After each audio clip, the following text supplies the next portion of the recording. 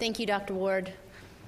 Finally, I would like to welcome Dr. Kirsten Davison, who will provide an overview of what is known in regard to effective interventions for children ages 2 to 5 years in the home setting. Dr. Davison is an associate professor of nutrition and director of the Public Health Nutrition Concentration at the Harvard School of Public Health. Her research focuses on family and community contributions to childhood obesity, and most recently focused on family-centered interventions to prevent childhood obesity in low-income populations. Please join me in welcoming Dr. Davison.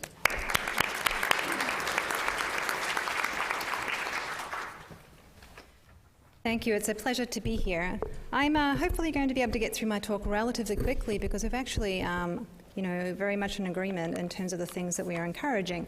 So I can move over some things relatively quickly. So there's been a relatively, this research is increasing rather rapidly. So each time I go back to the literature, there's a whole slew more studies that I need to integrate into such talks. So since 2012, there's been at least 16 RCTs published, and another 9 are currently in progress or there are results pending. And for this talk, when I talk about family-focused interventions, I'm talking about not so much the setting, but the level. So when there's repeated interactions with parents, and that the intent is to modify parenting behavior with the goal of changing child outcomes. So I found on looking at the literature that there tends to be sort of 3 clusters of interventions in this area. Focusing on the promotion of healthy lifestyle behaviors, the same, but then the incorporation of parenting skills and other family factors. And then the third category is really looking at things beyond the obvious targets of diet and physical activity behaviors. So this first one really looks at the family food environment, media rules, parents' own diet and physical activity behaviors. And so forth. So we've heard a lot of updates on the literature in this area. I'd say the majority of interventions fall into this group. And you can see them listed here. There are a lot more currently pending. One interesting trend I just noticed is that the non-US studies tend to cluster in this category. The other 2 categories are actually largely US studies. So the second category focuses on the same things, but expands this to really look at things such as responsive parenting, parenting style, child emotional regulation, and co-parenting. So we see a broadening of the perspective and the objectives of the interventions. We have fewer interventions in this particular area, and a number of results are pending, which we've actually heard about. And then the third category is one which actually is difficult to find, but I think there's a lot more here than I have been able to find. And in this particular study by Brotman, called Incredible Years, was really focused on the prevention of conduct disorder in children that were in high-risk families. And one outcome of this, and actually long-term outcome, was actually reductions in weight gain over time. I've been to conferences and the Society of Prevention Research. A lot of that research focuses on things such as conduct disorder, antisocial behavior, and so forth. And I have definitely heard on multiple occasions people talking about sort of the outcome of changes in child BMI, although they weren't expecting that. And that they didn't find, fortunately, the things that they were looking for. So I think we're going to find multiple examples out there of this. It's just harder to find. Okay, so beyond the general sort of genre of studies going on at the moment, I'd like to present a general summary of results and sort of the patterns I see emerging. So 6 of the 14 studies identified significant effects on child BMI, and this is consistent with a recent meta-analysis. And 14 effects, a large majority of the studies found significant effects on the mediator of interest. So I looked at sort of patterns by a number of things: the implementation setting, the demographics of the group, the length of the intervention, and the length of intervention follow-up to see what sort of patterns are there. And so we find the red box are the studies in which significant BMI effects were identified. So does implementation setting matter? So here we see that all of the interventions, at least in the list that I reviewed, implemented in a home setting, this is with repeated home visits, all found as significant effects. Results are quite mixed for, in comparison, sort of community-based interventions, where this might be done at a YMCA, for example, that parents attend. In terms of demographics, we see that we have actually been more successful when working with low-income and racial ethnic minority groups than we have been in other populations. Does the length of the intervention matter? Here I was not really able to see any obvious patterning happening. And the last question asked is consistent with what has been pointed out by the other speakers in terms of the length of follow-up. So here we find that intervention effects are typically limited to the short term. And if we look on the far right-hand column, the majority of those greater than a year in terms of follow-up, we actually no longer see effects.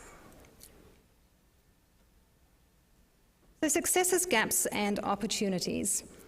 In terms of successes, I think we've showing a reasonable level of success in terms of the short-term outcomes.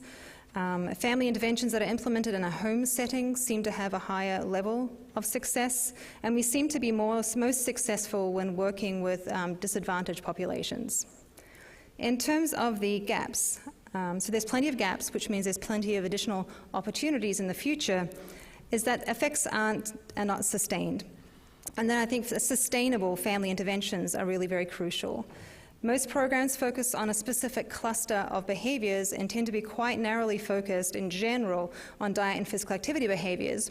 And there may be real opportunities in partnering with people looking at different outcomes, whether it be oral health, child developmental disorders, and so forth, and actually there'll be much to be gained to combine these interventions to look at the outcomes.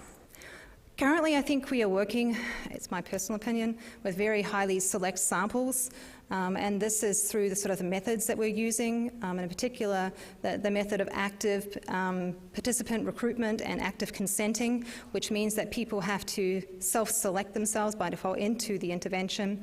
I think the people that are willing to do that and to adhere to the measurement protocols that we put forth, 24-hour dietary recall and so forth, is really limiting. We're ending up with highly engaged samples, theoretically. Most interventions are limited to a single setting. Family retention is a challenge. Dropout rates range from about 25 to about 75%. And one of my favorites, what about dads? And so if we really counted the number of times we've mentioned the word mother today and the times we've mentioned father, this is going to be a very disproportionate characterization. And I think there is a great need for research in this particular area. And so we've recently done a content analysis of all publications on parenting and childhood obesity published over the last 5 years. We identified about 500 and something papers and then went through and coded them all. Only 9% of papers present any results for fathers of all. That's kind of shocking, really. So I think there's much to be done in this particular area. Opportunities. So I see a real opportunity in the movement in public health to really promoting translational research. I think these kinds of models will really push us in the direction of thinking about sustainability up front, integrating what we're doing into existing systems of care, which you've heard about, which ideally will be sustainable over time and allow long-term exposure. Multi-setting, family-focused interventions are in progress. There is some increasing interest in engaging fathers, although I will feel that a real marker of this would be the release of an RFA focused on fathers, I think would be an indication that we're making some progress here. And integrating interventions into system of care, I think, are opportunities. And finally, I'm starting to see more and more the use of social media and web applications heavily integrated into family interventions. I think there's a real opportunity here, particularly, for example, in working with rural families to maintain engagement over time. So pulling it all together, I think family-focused interventions, there's a real increasing interest in this particular area.